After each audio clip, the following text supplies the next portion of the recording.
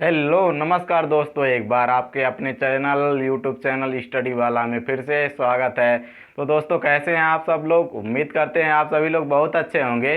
दोस्तों, UP board के exam के प्रिपरेशन के टर्न में अब फिर से हम लेकर आ गए हैं एक नई वीडियो के साथ, जिसमें 3-4 क्वेश्चन हम कवर किए हैं जो कि बहुत ही इंपॉर्टेंट क्वेश्चन है। केमिस्ट्री का हमारा क्वेश्चन है जो कि हर बार यूपी बोर्ड के एग्ज़ाम में आता है। तो मान के चलिएगा इस बार भी 3 क्वेश्चन में से 1-2 क्वेश्चन तो ज़रूर ही आ जाएगा यूपी बोर्ड के एग्ज़ाम में।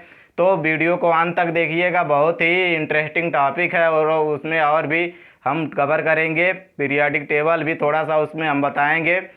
तो चलिए देर न करते हुए हम वीडियो को स्टार्ट करते हैं। तो क्या है उसमें क्वेश्चन हमारा जो यूपी बोर्ड के एग्ज़ाम में आ चुका है। पहला क्वेश्चन है हमारा, अक्रिय गैसों की इलेक्ट्रॉन बंधुता शून्य होती है क्यों? इसमें पूछ रहा है जो हमारे अक्रिय गैस होते हैं, अक्रिय गैसों की इलेक्ट्रॉन बंधुता शून्य होती है, यानी इलेक्ट्रॉन बंधुता शून्य होती है। दूसरा क्वेश्चन क्या कह रहा है हमारा, अक्रिय गैसें रासायनिक रूप से निष्क्रिय होती हैं। ये निष्क्रिय होती हैं, गैसें क्यों होती हैं, ये भी क्वेश्चन है। तीसरा क्वेश्चन हमारा पूछ रहा है उत्कृष्ट गैस। अब ये देखिए उत्कृष्ट गैस क्या है, तो उत्कृष्ट गैस और अक्रिय गैस दोनों एक ही होता है। उत्कृष्ट गैस या अक्रिय गैस, इसको इंग्लिश में कहते हैं अक्रिय गैस को इनर्ट गैस। तो उत्कृष्ट गैस भी उसी को बोलते हैं और इनर्ट गैस भी उसी को बोलते हैं और अक्रिय गैस भी उसी को बोलते हैं। तो ये तीनों क्वेश्चन एग्जाम के पॉइंट ऑफ व्यू से बहुत ही इंपॉर्टेंट क्वेश्चन है। तो देखते हैं, सबसे पहले देखिए अक्रिय गैस। तो सबसे पहले हमको ये जान लेना ज़रूरी है कि अक्रिय गैस क्या होता है, क्योंकि जब क्वेश्चन के बारे में ही नहीं जानेंगे तो उसका आंसर कैसे लिखेंगे। तो अक्रिय गैस क्या होता है, चलिए बताते हैं। अक्रिय गैस पीरियाडिक टेबल में कहाँ पाया जाता है, उसका स्थान क्या है अक्रिय गैस का। तो जो हमारा अक्रिय गैस होता है, इनर्ट गैस जो हमारा होता है, पीरियाडिक टेबल के 18वें ग्रुप का जो एलिमेंट होते हैं, 18वें यानी 18 ग्रुप के जो एलिमेंट हमारे होते हैं, इसी 18 ग्रुप के एलिमेंट को हम इनर्ट गैस बोलते हैं। इनर्ट गैस, या दूसरा इसका नाम क्या है, इनर्ट गैस को ही हम जीरो ग्रुप का एलिमेंट भी बोलते हैं, इसी को जीरो ग्रुप एलिमेंट।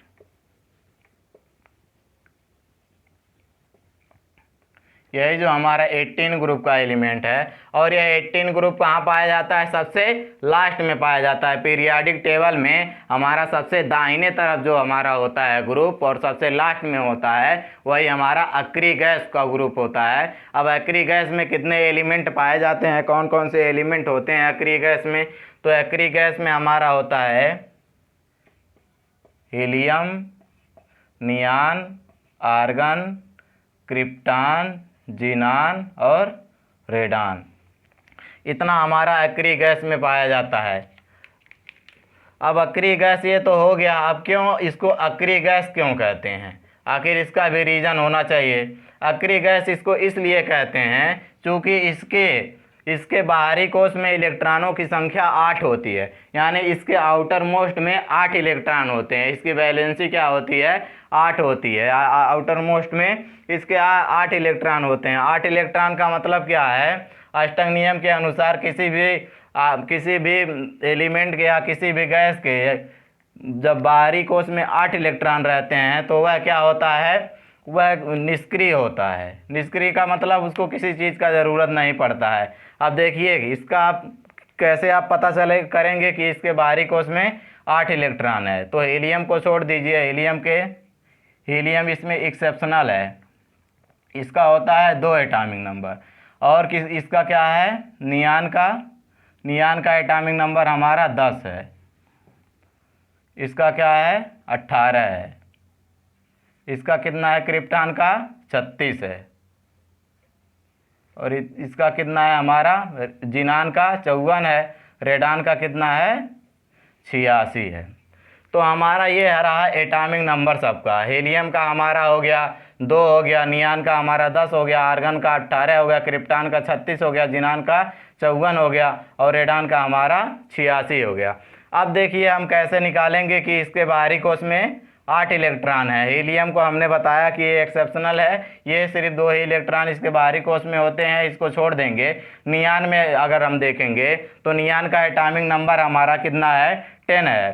तो 10 को कैसे हम बोरबरी के नियम के अनुसार या अष्टक नियम के अनुसार या N+L के नियम के अनुसार हम कैसे भरेंगे, तो पहले कोश में हमारा 2 इलेक्ट्रॉन हो जाएगा, दूसरे कोश में हमारा 8 इलेक्ट्रॉन होगा।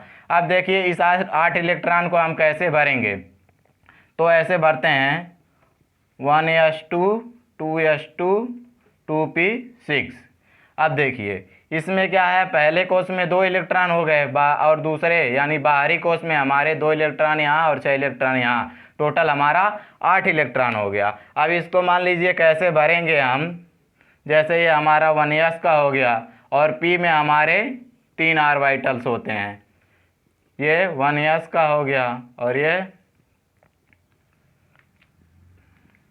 1s का हो गया, एक ये हो गया हमारा 1s का, ये हो गया 2s का और ये हो गया 2p का हमारा, यहाँ सॉरी 2p का। तो अब देखिए इसमें क्या है, अब इलेक्ट्रॉनों का फिलिंग कैसे हम करेंगे, 1s हो गया 2s हो गया और 2p, p में हमारे 3 ऑर्बिटल्स होते हैं, px py pz। तो अब देखिए इलेक्ट्रॉनों का क्या करेंगे, सबसे पहले एक एक इलेक्ट्रॉन भर देंगे, एक इलेक्ट्रॉन यहाँ हो गया, एक इलेक्ट्रॉन यहाँ हो गया, फिर क्या करेंगे, टोटल हमारा कितना इलेक्ट्रॉन है, 10 इलेक्ट्रॉन, तो 1 2 3 4 5 हो गया, फिर एक इलेक्ट्रॉन इसमें हो गया, एक इलेक्ट्रॉन इसमें, इसमें भी, इसमें भी, इसमें भी। अब देखिए इसमें क्या देख रहे हैं, इसका पूरा जो है कोश हमारा, ये ऑर्बिटल हैं पूरी तरह से भरे हुए हैं, एक भी इलेक्ट्रॉन इसमें खाली नहीं है, यानी इसके आउटर मोस्ट शेल का इलेक्ट्रॉन जो है पूर्ण रूप से भरा हुआ है और बाहरी कोश में कितने इलेक्ट्रॉन हैं, 8 इलेक्ट्रॉन है। इस नाते इसको अक्रिय गैस कहते हैं। अक्रिय गैस का मतलब क्या होता है कि उसके बाहरी कोश में 8 इलेक्ट्रॉन है, यानी उसको जितना ज़रूरत है उतना उसके पास है, यानी हमको जितने एक वे में कह सकते हैं जितना हमको पैसे की ज़रूरत रहे, अगर उतना पैसा हमारे पास है तो हमारा क्या अक्रिय ही रहेंगे। हम क्या करेंगे, एक जगह बैठेंगे, खाएंगे, अपना ऐश करेंगे, काम करने की क्या ज़रूरत है। इसी तरह से जैसे एक ही स्थान पे हमको सब कुछ मिल रहा है, खाना पीना पैसा सब कुछ मिल रहा है, तो हम बाहर क्या काम करने जाएंगे, नहीं जाएंगे। खाना पीना जब सब कुछ एक ही जगह हमको मिल रहा है और हमारे पास पर्याप्त धन भी है, तो हम क्या करेंगे, इधर उधर जाएंगे भाई, क्यों जाएंगे, जाहिर सी बात नहीं जाएंगे। तो अक्रिय हो जाएगा, धीरे धीरे उसको एकदम काम करने का लत ही खत्म हो जाएगा और क्या हो जाएगा, एकदम बिल्कुल निष्क्रिय हो जाएगा, अक्रिय हो जाएगा, कोई काम ही नहीं करेगा, इधर उधर डोलेगा नहीं। जब सब कुछ एक ही जगह पे मिलेगा तो क्या करेगा, जाहिर सी बात है कुछ नहीं करेगा। उसको सब कुछ एक ही जगह पे मिल रहा है तो भाई क्या करेगा, सब कुछ खाना पीना नहाना धोना सब कुछ मिल रहा है उसको एक ही जगह पे, तो क्या है वो परिपूर्ण है पूरी तरह से, उसको किसी चीज़ की ज़रूरत नहीं है।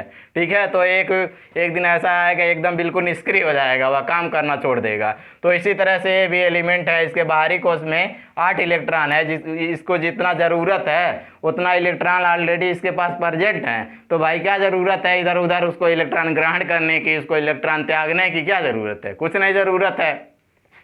तो इसी के नाते इसको अक्रिय गैस हम लोग कहते हैं। इसका नाम जो है बाहरी कोश का हमारा जो 18 इलेक्ट्रॉन हमारा होता है, सबसे लास्ट वाला जो 18 ग्रुप का होता है, उसे हम क्या कहते हैं, अक्रिय गैस कहते हैं, इनर्ट गैस कहते हैं, या उसको 0 ग्रुप का एलिमेंट कहते हैं। और यह कहाँ पाया जाता है, ये हमारा पी ब्लॉक में पाया जाता है, जो हमारा होता है ये हमारा सबसे लास्ट वाला ये ग्रुप कहाँ पाया जाता है, पी ब्लॉक में पाया जाता है। जैसे पीरियाडिक टेबल को हम डिवाइड करते हैं एसपीडी और एफ ब्लॉक में, तो ये पी ब्लॉक का एलिमेंट हमारा है, जितना भी है हीलियम नियान आर्गन क्रिप्टॉन जीनान और रेडान, इतने हमारे सभी क्या हैं, पी ब्लॉक के एलिमेंट हैं। अब देखिए, अब आते हैं मुद्दे पे। मुद्दा क्या है हमारा, क्वेश्चन क्या कह रहा है कि अक्रिय गैसों की इलेक्ट्रॉन बंधुता शून्य होती है, क्यों होती है। अरे भाई, क्वेश्चन पूछने वाला भी एकदम दिमाग वाला है। अरे यार, इलेक्ट्रॉन बंधुता शून्य क्यों नहीं होगी, जब उसको इलेक्ट्रॉन ग्रहण करने की ज़रूरत ही नहीं है, उसके ऑलरेडी उसके बाहरी कोश में 8 इलेक्ट्रॉन हैं, तो क्या ज़रूरत है उसकी इलेक्ट्रॉन बंधुता शून्य नहीं होगी। इलेक्ट्रॉन ग्रहण करने की क्षमता उसकी क्या है, 0 है, नेग्लेक्ट है। यानी इसका क्या होता है हमारा, अगर कह एक वे में लिखें तो इसका हमारा इलेक्ट्रॉनिक विन्यास क्या होता है, यानी H2Np6, यानी बाहरी कोश में इसके 8 इलेक्ट्रॉन है। अरे बाबू, जब इसके बाहरी कोश में 8 इलेक्ट्रॉन है तो इसकी इलेक्ट्रॉन बंधुता शून्य होगी, जाहिर सी बात है। क्यों? क्योंकि इलेक्ट्रॉन यह ग्रहण नहीं करेगा। जब इसके पास ऑलरेडी अष्टक नियम को यह फॉलो कर रहा है, इसके पास ऑलरेडी बाहरी कोश में 8 इलेक्ट्रॉन है, तो क्यों यह इलेक्ट्रॉन ग्रहण करेगा? नहीं करेगा। जब इलेक्ट्रॉन ग्रहण नहीं करेगा तो जाहिर सी बात है इलेक्ट्रॉन बंधुता उसकी शून्य होगी। अगला क्वेश्चन हमारा है, दूसरा क्या है? दूसरा क्वेश्चन का हम आंसर ऑलरेडी बता चुके हैं आप लोगों को कि अक्रिय गैसें रासायनिक रूप से निष्क्रिय होती हैं। क्यों निष्क्रिय होती हैं? जब उसके आउटर मोस्ट शेल में 8 इलेक्ट्रॉन प्रेजेंट हैं तो भाई किसी से वह रिएक्शन करेगा, इलेक्ट्रॉन ग्रहण करेगा? नहीं तो इलेक्ट्रॉन ग्रहण करेगा, नहीं तो इलेक्ट्रॉन त्यागेगा। क्यों नहीं त्यागेगा? जब 8 इलेक्ट्रॉन इसके पास हैं ऑलरेडी, जैसे मान लिया जाए हमारा NS का है, ये हमारा Np का ऑर्बिटल है, तो NS में हमारे तीन हो गए ऑर्बिटल। इस तीनों ऑर्बिटल का ये वाला हमारा px हो गया, ये py हो गया, ये pz हो गया। तो अब देखिए NS और Np हमारे दोनों में क्या है? 2 इलेक्ट्रॉन इसमें हो गया हमारा और 2 इलेक्ट्रॉन इसमें हो गए। तो अब देखिए क्या हो रहा है कि इसके ऑर्बिटल में इलेक्ट्रॉन पूर्ण रूप से भरे हुए हैं, हाफ फील्ड ऑर्बिटल एक भी नहीं है। तो जब इसका कोश भरा हुआ है, इसके कक्षक भरे हुए हैं, तो भाई यह इलेक्ट्रॉन क्यों ग्रहण करेगा? न तो इलेक्ट्रॉन यह ग्रहण करेगा, न तो इलेक्ट्रॉन यह त्यागेगा। जब न इलेक्ट्रॉन ग्रहण करेगा न इलेक्ट्रॉन त्यागेगा तो जाहिर सी बात है यह निष्क्रिय हो जाएगा। क्या इधर उधर जाने की क्या इसको ज़रूरत है? जैसे हम एग्जाम्पल दे दिए आप लोगों को इसके पहले कि अगर किसी भी व्यक्ति को एक ही जगह पे सब कुछ मिल रहा है, उसको जितना ज़रूरत है, खाना पीना पैसा सब कुछ मिल रहा है, तो या फिर इधर उधर क्या करने की ज़रूरत है? उसको काम करने की ज़रूरत है? नहीं है।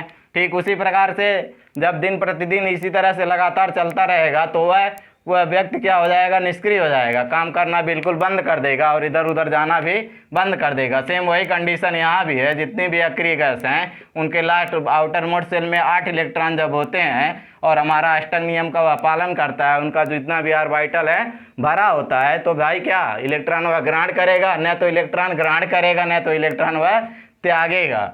इसलिए अक्रिय गैसों के रासायनिक रूप से ये सभी निष्क्रिय होते हैं। ये बहुत ही इंपॉर्टेंट क्वेश्चन है, लगभग हर साल यूपी बोर्ड के एग्जाम में आता है, तो हो सकता है इस बार भी आ जाए, पॉसिबिलिटी बन रही है। तीसरा क्वेश्चन हमारा, उत्क्रिय गैसों के आयनन विभव के मान ऊंचे होते हैं, क्यों? अब देखिए इसका भी आंसर हम बता चुके हैं आप लोगों को, लेकिन देखिए फिर बता रहे हैं। इसका आयनन विभव क्या होता है? आयनन विभव मतलब इलेक्ट्रॉन को निकालने की क्षमता को आयनन विभव कहते हैं। अब देखिए आयनन विभव का मान ऊंचा होगा, यानी आयनन विभव हाई होगा। क्यों हाई होगा? जब देखिए कोई भी है एलिमेंट, उसमें 8 इलेक्ट्रॉन हैं, पूर्ण रूप से वह भर गया है। इसी तरह से जैसे ऊपर हम बताएं, या पूर्ण रूप से जब इसका कोश भर गया, ऑर्बिटल पूर्ण रूप से भर गए हैं, तो जाहिर सी बात है इसमें से इलेक्ट्रॉन निकालने पे हमको ज़्यादा ऊर्जा की आवश्यकता पड़ेगी। जब पूर्ण रूप से, जैसे मान लिया जाए 5-6 लोग 7-8 लोग हैं, वह ग्रुप में खड़े हैं और एक दूसरे को बांध के खड़े हैं, तो क्या होगा? वहाँ से अगर एक लोग को हमको निकालना रहे उस ग्रुप से, तो हमको क्या करना पड़ेगा? ज़्यादा एनर्जी की आवश्यकता पड़ेगी। सेम वही कंडीशन यहाँ भी है। जब इसके बाहरी कोश में 8 इलेक्ट्रॉन पूर्ण रूप से भरे हुए हैं, तो इसमें जब हम इलेक्ट्रॉन निकालेंगे तो हमको ज़्यादा ऊर्जा देने की आवश्यकता पड़ेगी, इसीलिए उसका आयनन विभव का मान ऊँचा होता है। तो तीनों क्वेश्चन का आंसर हम बहुत बढ़िया तरीके से दे दिए, आपको समझा दिए हैं। आई होप आपको बहुत बढ़िया तरीके से समझ में आ गया होगा। अगर इसमें कोई भी डाउट रहेगा तो आप कमेंट बॉक्स में कमेंट जरूर करिएगा, अगर कोई भी प्रॉब्लम रहेगा। और वीडियो अच्छा लगेगा फिर भी कमेंट करके बताइएगा, और एक बार लाइक ज़रूर कर दीजिएगा अगर वीडियो अच्छा लगेगा। चैनल को सब्सक्राइब कर लीजिएगा, क्योंकि हम बोर्ड एग्ज़ाम की तैयारी करा रहे हैं और आगे भी इसी तरह का क्वेश्चन हम प्रोवाइड करेंगे आपको। तो इस वीडियो में इतना ही, फिर मिलते हैं अगले वीडियो में। Okay, thank you, all the best, thanks for watching.